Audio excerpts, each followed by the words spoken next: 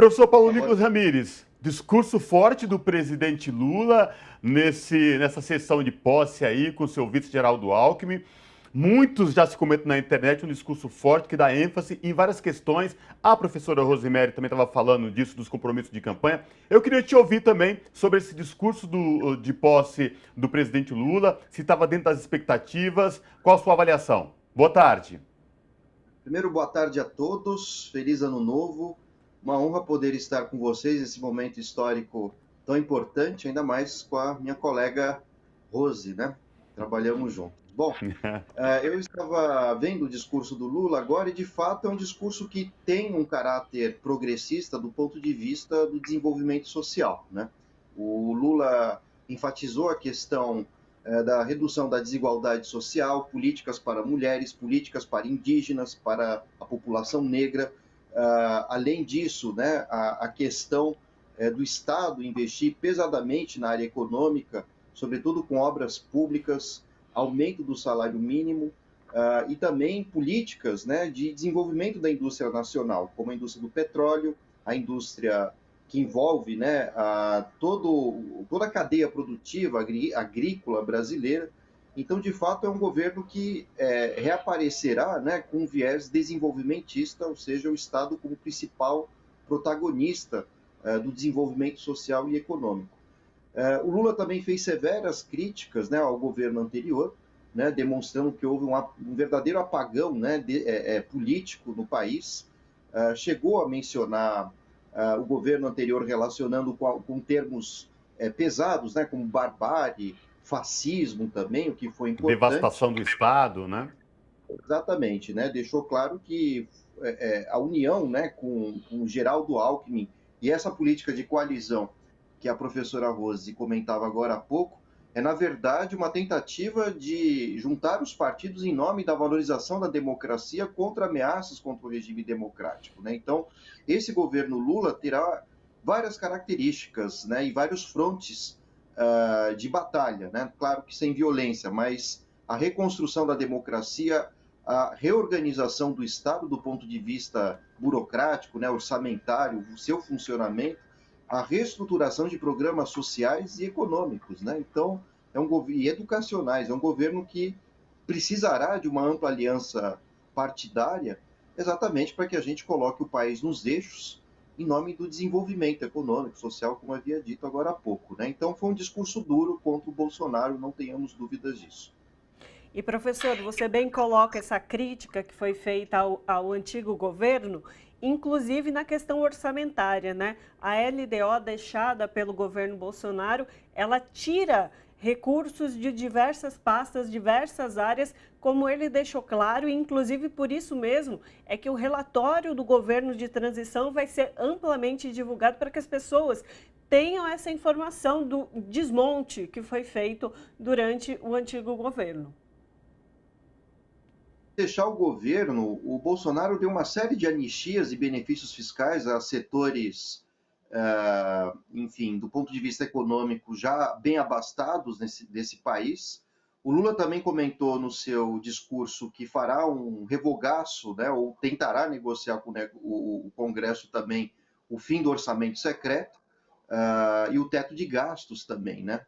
Claro que o teto de gastos é importante para outros setores que não sejam educação, saúde, moradia, políticas de emprego e redução da desigualdade, né? Assim como quando nós temos filhos e trabalhamos, a gente não pode deixar de gastar os nossos recursos em saúde, comida, alimentação, o Estado também precisa pensar dessa forma.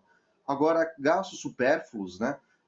Em termos de gestão do Estado, em termos também de contratação de um número elevado de funcionários, ou funcionários que não são tão produtivos, supergastos, né, em equipamentos para o governo, isso precisa ser revisto, né, super salários também de cargos comissionados, etc. Né? Então, é importante a gente observar que é necessário racionalizar o funcionamento do Estado sem perder de vista a qualidade de vida da população brasileira. E eu acho que isso ficou muito claro no discurso do Lula agora há pouco.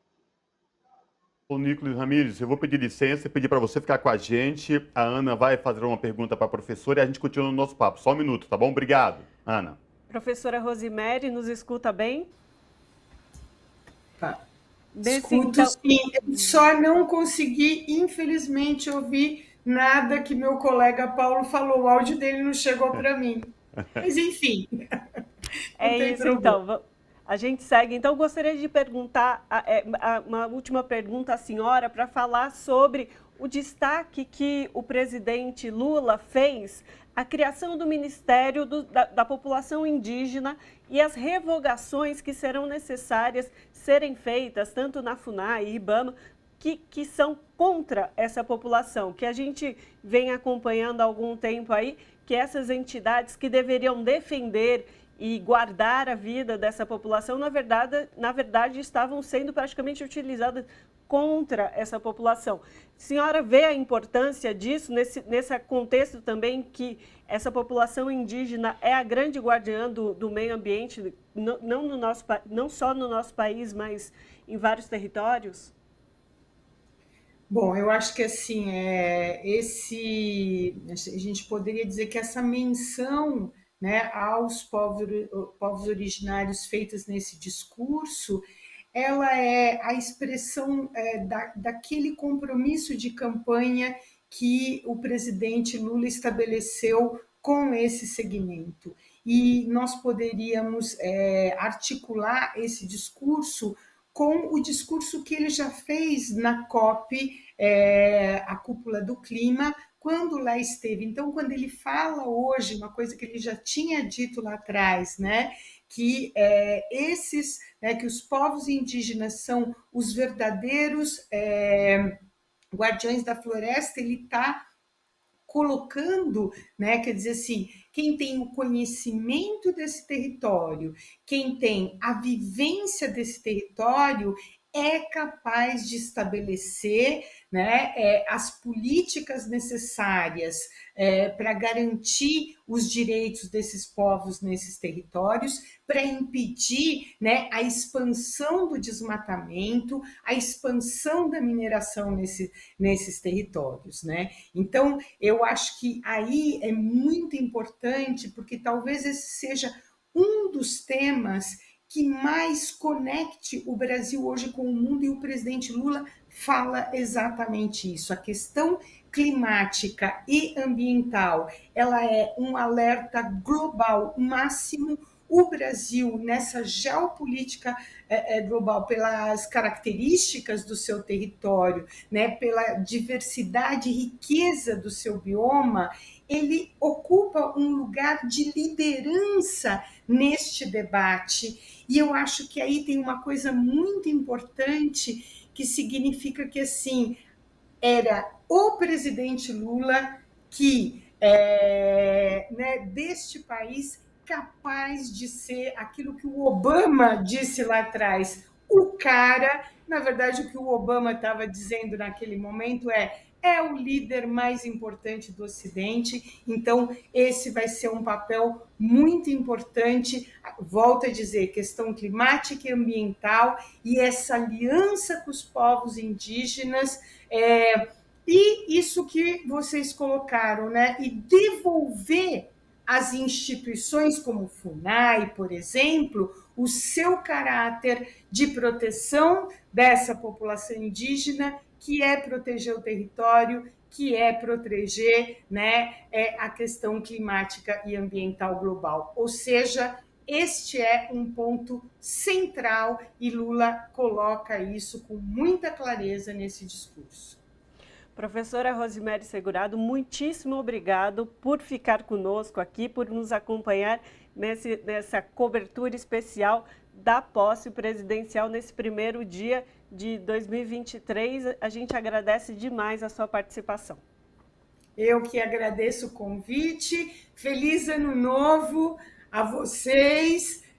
Mais um ano aí de muito trabalho para nós, e, bom, feliz ano novo aí para esse país maravilhoso que começa um novo ciclo, que eu espero que nos traga tanta alegria quanto nós estamos merecendo nesse momento. Muito obrigada a vocês. Abraço, professora. Abraço, até a próxima. Professora. Abraço, até a próxima. Voltamos com o professor Paulo Nicolas Ramires.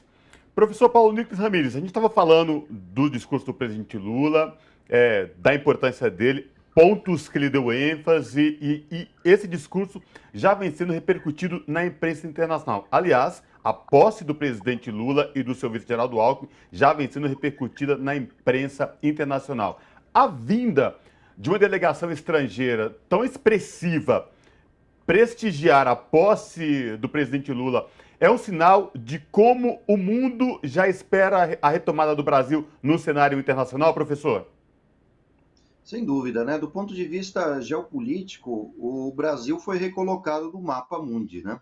Uma vez que o Bolsonaro se tornou um verdadeiro pária, foi um político que muito tardiamente, inclusive, só veio se articular com os BRICS quando começa a guerra na Ucrânia, por exemplo, né? Com força, atrás de petróleo, o Bolsonaro fez algo do tipo. Mas fora isso, o Bolsonaro praticamente jogou no lixo, né, as relações diplomáticas em torno do Mercosul, da Unasul, né, que é a tentativa de construção de um bloco em toda a América, né, com exceção dos Estados Unidos e Canadá. O Bolsonaro, ao mesmo tempo, se envolveu em problemas com as questões climáticas. O Brasil foi motivo de piada na ONU também, na Assembleia Geral, quando o Bolsonaro afirmava que o Brasil sofria o risco iminente, né, do comunismo. Hoje em dia, os únicos que acreditam no comunismo, tal como o Bolsonaro descreve, são os próprios bolsonaristas, né? A esquerda hoje vai para o caminho da social-democracia, valoriza direitos individuais, assim como a liberdade de expressão, né? a liberdade política, religiosa. Então, não faz mais sentido acusações que eram feitas à esquerda, né? Isso ainda até a década de 70 do século passado. Mas voltando à questão da importância do Lula, né? O Lula ele ganhou um reconhecimento internacional em função de ter reduzido a miséria no Brasil drasticamente, foi responsável por, até hoje, junto com a Dilma, né, da melhor política ambiental e de controle, né, do desmatamento. Não que seja perfeito, mas ainda assim foi um grande avanço que ocorreu no país. Então, o Lula é um presidente que tem amplo caminho, né, de diálogo com chefes de Estado do mundo afora. É uma figura respeitada, sempre cotado para ganhar o Prêmio Nobel da Paz. E depois que ele foi preso injustamente e depois de solto, a sua imagem, né, foi revigorada, mesmo porque tribunais da ONU, ligadas à ONU, consideraram que houve uma série de infrações contra direitos humanos e um processo muito mal feito por Sérgio Moro. Então, Lula hoje é um político que está no mesmo nível, né, de um Nelson Mandela, por exemplo, né?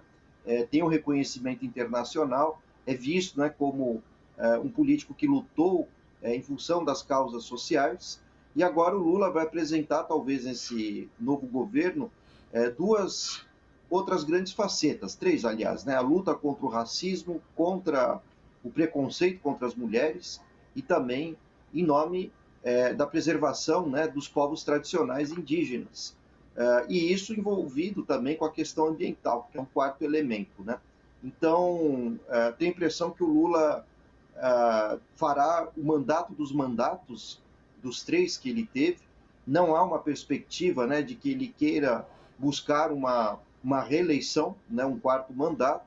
Então, me parece que o Lula, graças a esse discurso, conseguirá uma ampla aliança nacional, conseguirá fazer valer da sua influência fora e dentro do Brasil para mudar leis fiscais, melhorar leis trabalhistas e promover, de fato, uma redução da desigualdade junto com a sustentabilidade. Exatamente. Esses foram pontos que o Lula ponderou na sua colocação, né, que ele elencou no seu discurso. Agora, professor, gostaria de aproveitar esse momento. As imagens que estão passando na TVT são do Festival do Futuro, que retomou os shows ali nos palcos Elza Soares e Gal Costa, enquanto a gente espera que, mais uma vez, tanto o Lula quanto o vice-presidente Geraldo Alckmin se direcione ao Palácio do Planalto. Enquanto isso, vão aqui sendo transmitidas imagens da quantidade de pessoas que estão nesse momento. Um mar vermelho.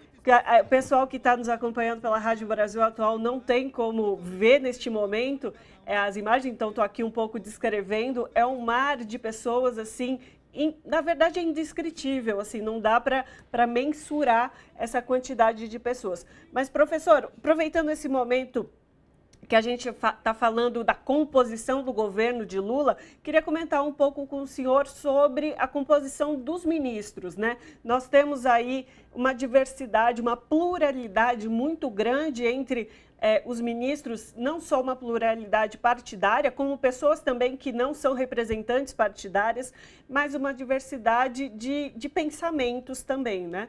Gostaria que, se o senhor pudesse destacar as grandes... destacar alguns elementos dessa constituição dos ministérios, que serão 37 agora no governo Lula-Alckmin, que começou no dia de hoje. Eu diria que os ministérios mais lapidares para as questões econômicas foram decisões políticas, né? Começando pelo Haddad, no Ministério da Fazenda. Isso vai mostrar um viés desenvolvimentista, como a gente comentou agora há pouco, ou seja, o Estado como grande protagonista, né, do desenvolvimento social e econômico, que é uma versão totalmente distinta daquela que foi do governo Bolsonaro, quando escolheu Paulo Guedes, ministro da Economia, para fazer cortes de gastos e beneficiar, sobretudo, as grandes elites. Então, do ponto de vista econômico, nós vamos ter a política anterior bolsonarista sendo colocada de ponta cabeça em nome de um governo interventor, um grande agente de desenvolvimento social e econômico, como eu disse. Além disso, a indicação de Mercadante para um BNDES demonstra, né, que o objetivo desse Banco Nacional de Desenvolvimento será investir em pequenos e médios empreendedores, exatamente para gerar empregos, né, gerar concorrência em relação às grandes fortunas, né, que mantêm um certo monopólio das empresas de maior relevância no país. Então, de fato, é um Estado que fará altos investimentos para esses pequenos, médios empreendedores, para a classe trabalhadora, né, com benefícios sociais. Soma-se na equipe econômica também, querendo ou não, a Simone Tebet, né, que foi colocada como ministra do Planejamento. Ela foi vista como um freio, querendo ou não, a uma ação deliberada, né, de escolhas de agentes do Estado para gerar desenvolvimento. Então, seria a indicação política e técnica ao mesmo tempo. Técnica pelo mercado, né, que, de alguma forma, não quer uma carta branca a Lula para fazer com que o Estado haja de toda forma para reduzir a desigualdade. Por outro lado, né, a Simone Tebet tem com Lula, aliás, o Lula tem com a Simone Tebet uma dívida política em relação ao segundo turno. Ela foi fundamental na eleição do Lula. Lembremos que a margem de diferença entre Lula e Bolsonaro não ultrapassou um pouco mais de 2 milhões, né, de votos. E a Tebet, claro, atraiu muito voto feminino. Ela precisava, de fato, assumir algum cargo de relevância como Ministério do Planejamento. Agora, se isso será bom ou ruim, só o tempo dirá, né, se ela, de fato, estará dançando a mesma música das propostas econômicas do governo, ou se será um freio radical, né, uma voz do mercado dentro do governo. Por outro lado, a gente tem também o Geraldo Alckmin, né, como ministro do Comércio, aliás, da Indústria e Comércio Exterior. Lembrando que quem deveria ter assumido esse cargo era o presidente da Fiesp, que não aceitou o ministério, mas Lula, de forma hábil, escolhe Geraldo Alckmin porque ele é uma figura que transita entre os meios, enfim, de grandes industriais e importadores, exportadores, e tende a convencê-los de um projeto lulista, né, que vise recriar a indústria nacional, a indústria voltada ao petróleo, né, a indústria naval também, a indústria do processamento de produtos agrícolas. Isso também certamente vai se desenvolver aqui, né? Claro que não há nenhum problema o Brasil ser um grande celeiro econômico, né, do ponto de vista agrícola, desde que não desmate.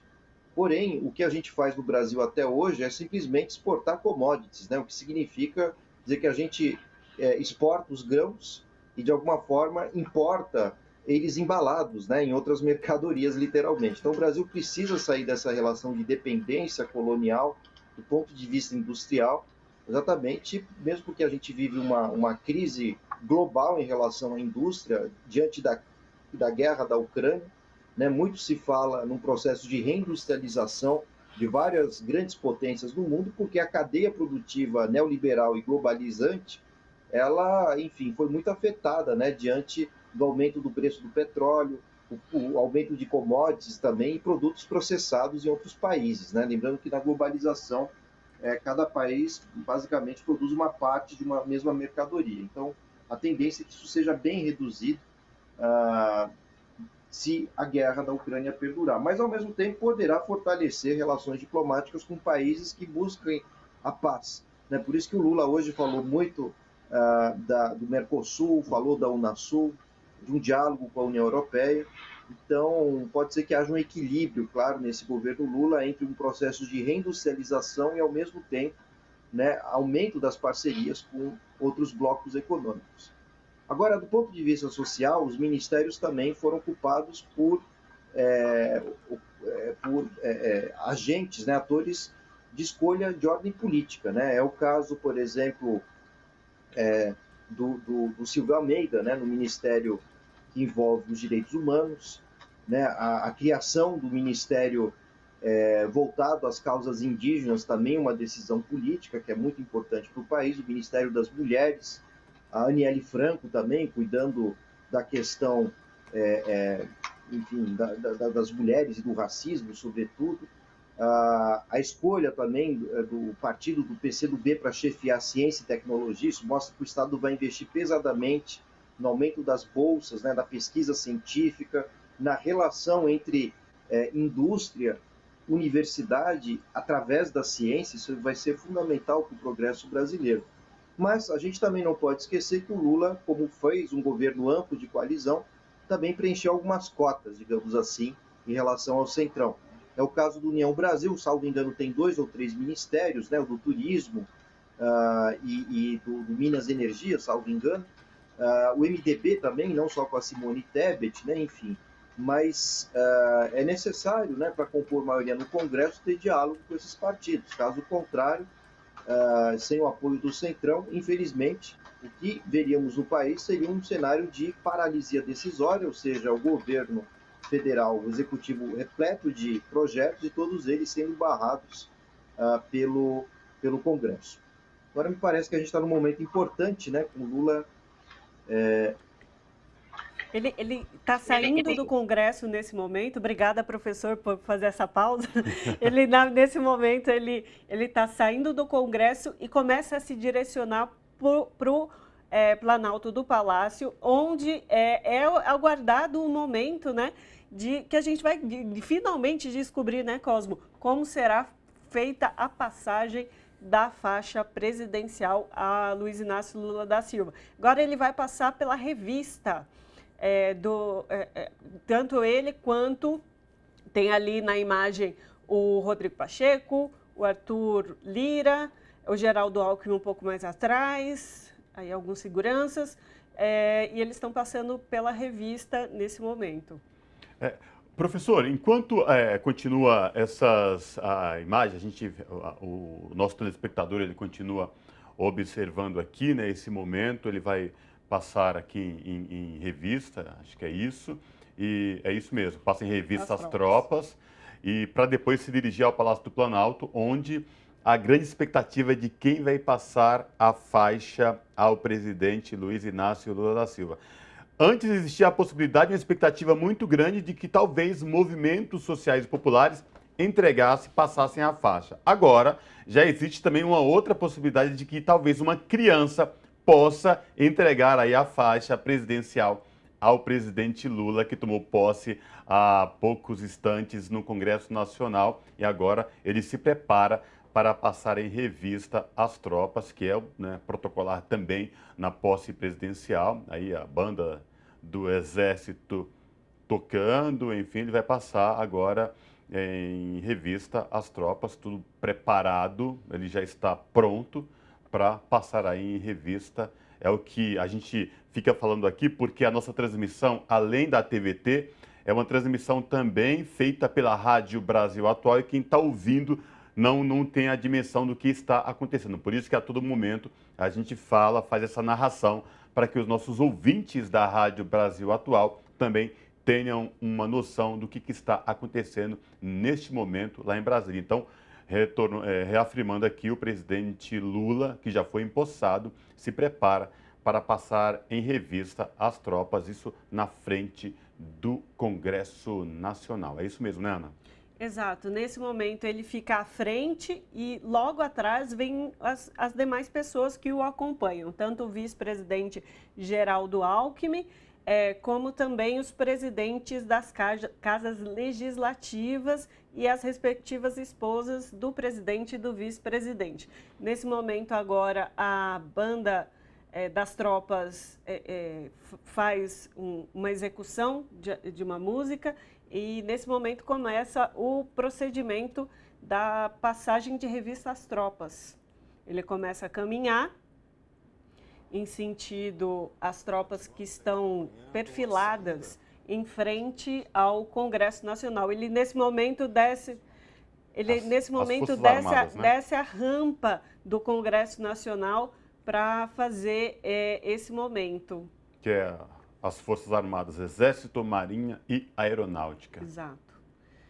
Nesse momento, então, ele faz essa passagem sozinho. Nesse momento, apenas Luiz Inácio Lula da Silva é que faz esse procedimento. Aí, marcando aí a presença das tropas das Forças Armadas, né? Exército, Marinha e Aeronáutica. O presidente Lula continua passando em revista as tropas neste momento.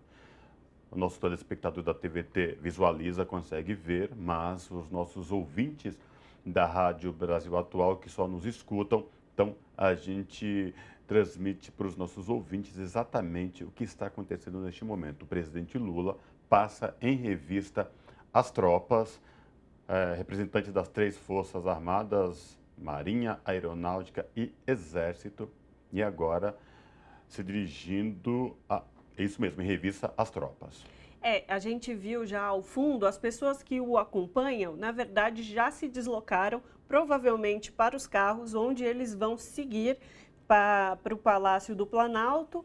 Então, nesse momento, ele, Luiz Inácio Lula da Silva, sozinho na imagem não, acompanhado de alguns militares, mas fazendo esse processo da revista às Forças Armadas, a força também da aeronáutica, da aviação.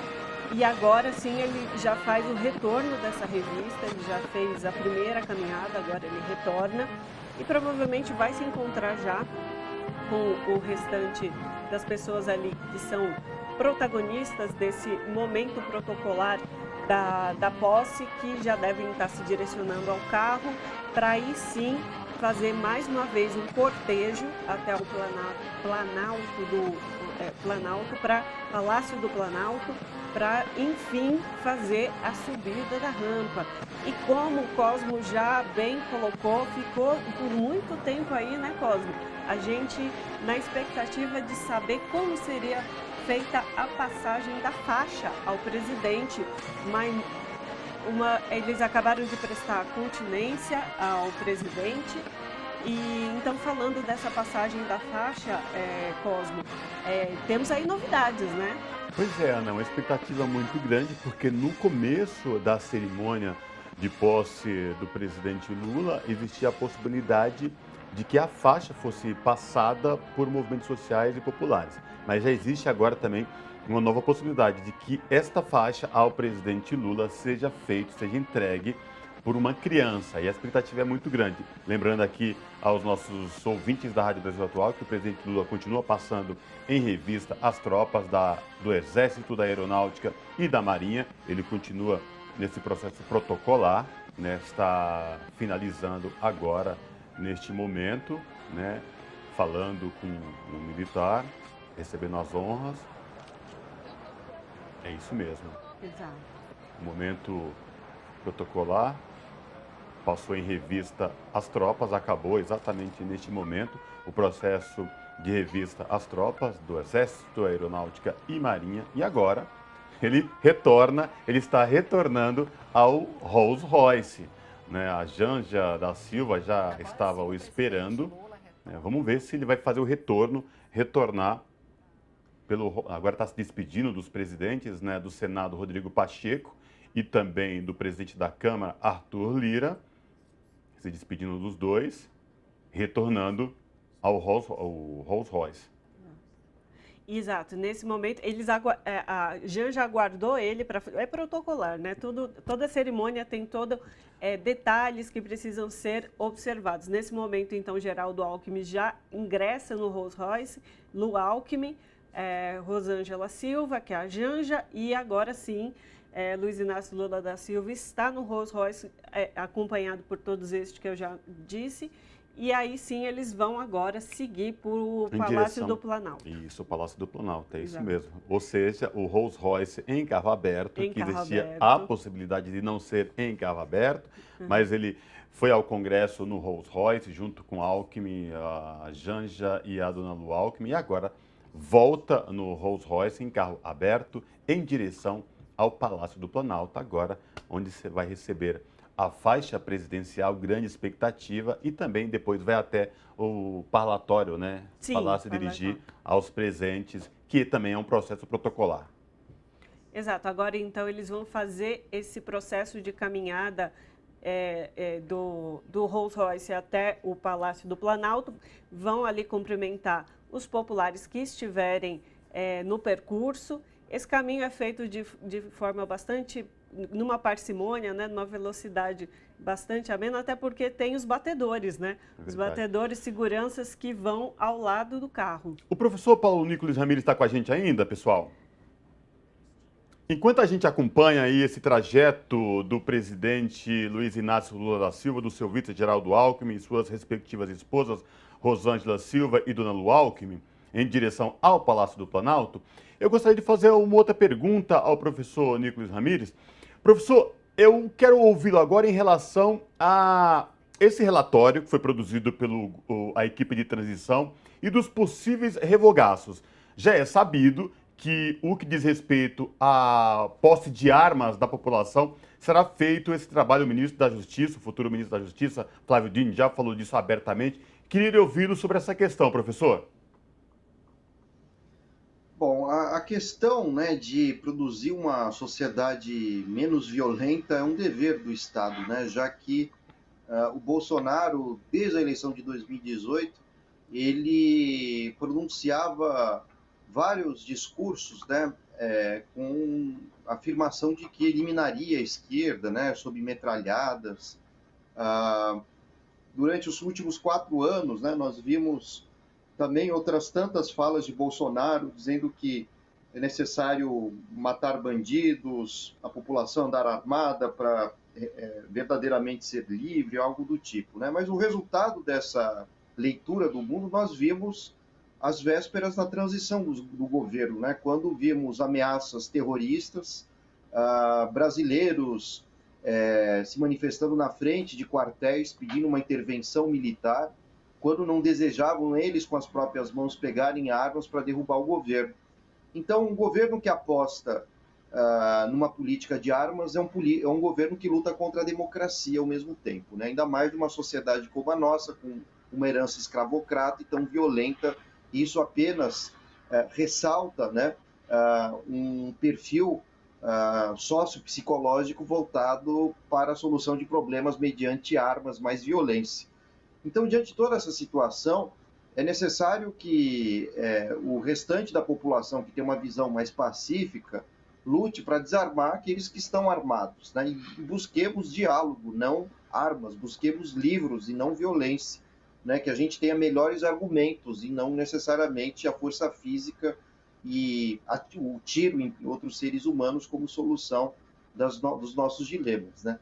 Então, de fato, é necessário esse revogaço, que não deve atingir apenas a questão do armamento, mas também medidas econômicas tomadas pelo Bolsonaro, entre elas, como eu já citei, que visam ceder benefícios e anistias à população mais rica, grandes empresários, entre outros, né? Por exemplo, a questão do jet ski, né, que mal paga imposto nesse país, jatinhos, etc.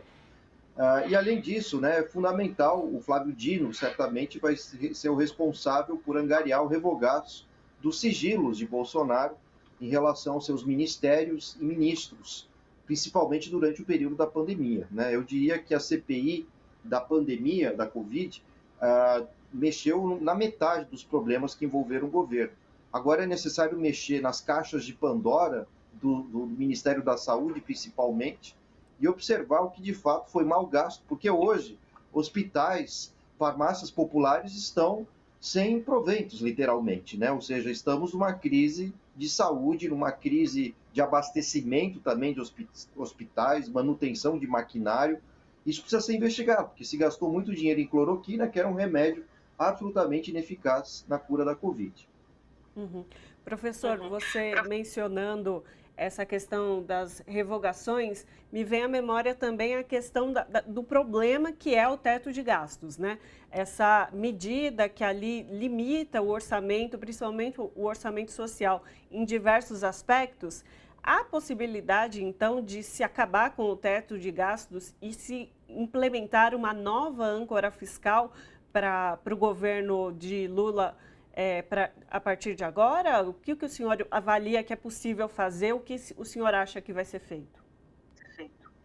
Bom, como eu havia comentado agora há pouco, a tendência é que a gente tenha manutenção do teto de gastos para aquilo que não é essencial, né? Por exemplo, altos custos com compras de materiais, pagamentos de funcionários, enfim, que foram escolhidos a dedo e não necessariamente contratados por concurso, né? Enfim, os famosos indicados políticos, mas não, isso não pode ser aplicado em áreas de extrema relevância, né? Como saúde, educação, políticas de moradia, ou seja, tudo aquilo que envolve o bem-estar social precisa ter um orçamento à parte, né? E o Estado não pode medir esforços e se endividar para garantir um sustento mínimo, porque isso, na verdade, não é gasto, é investimento. Uma população que se alimenta, tem acesso a uma medicina regular, é uma população que, de fato, tende a produzir desenvolvimento social, econômico, gasta-se menos no futuro, né, inclusive com saúde, à medida que você tem medidas preventivas, né, desde o nascimento da criança, a questão do pré-natal, claro, isso envolve também a questão da alimentação dos mais pobres. Então, é importante ver isso como investimento e não necessariamente como gasto. Então, tenho a impressão que o Lula saberá, de alguma forma, dialogando com o Congresso, separar o joio do trigo, né? Aquilo que é essencial precisa ser mantido, precisa ter gasto, precisa ter elevação desses gastos, inclusive.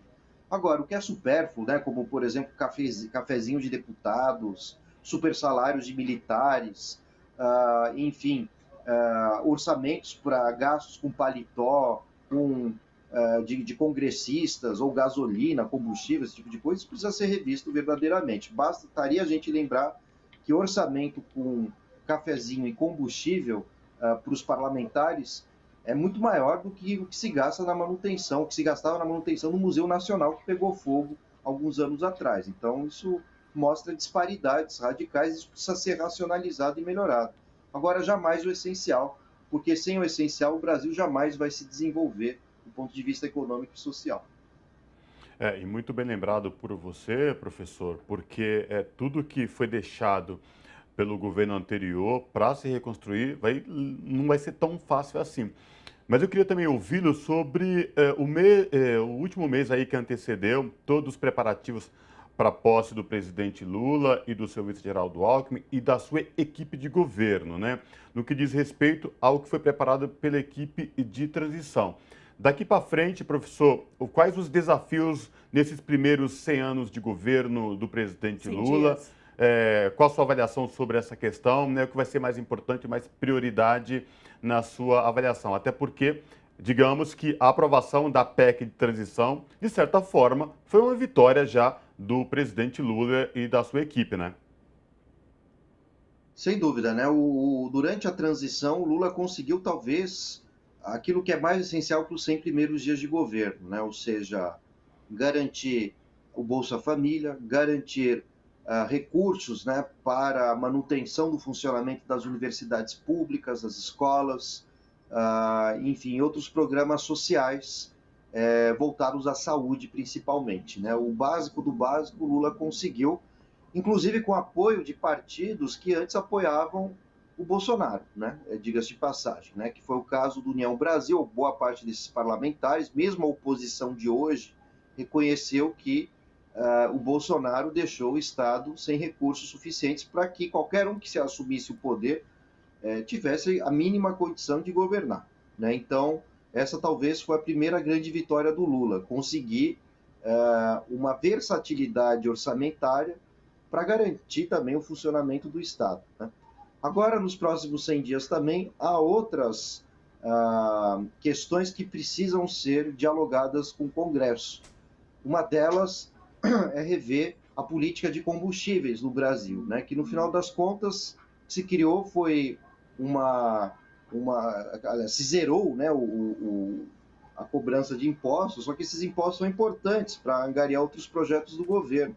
Então, o que é necessário é de fato, mudar a política de combustíveis para que o preço e a valorização e a variação do preço, melhor dizendo, não incida sobre a população mais pobre, principalmente, né? Porque isso gera uma onda inflacionária, um aumento do custo de vida e, consequentemente, amplia a desigualdade e prejudica a indústria, o comércio e tudo mais, né?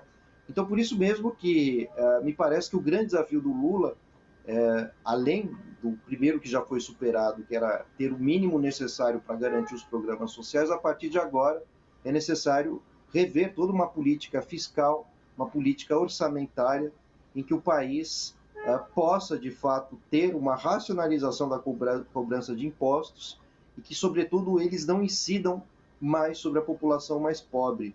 E, havendo esse aumento dos impostos, que também não se gere um risco inflacionário, que os impostos sejam bem aplicados, sobretudo entre as grandes fortunas, sobre aqueles que verdadeiramente possam pagar, porque, historicamente, o Brasil foi uma ilha, né, de benefícios fiscais aos mais ricos, infelizmente.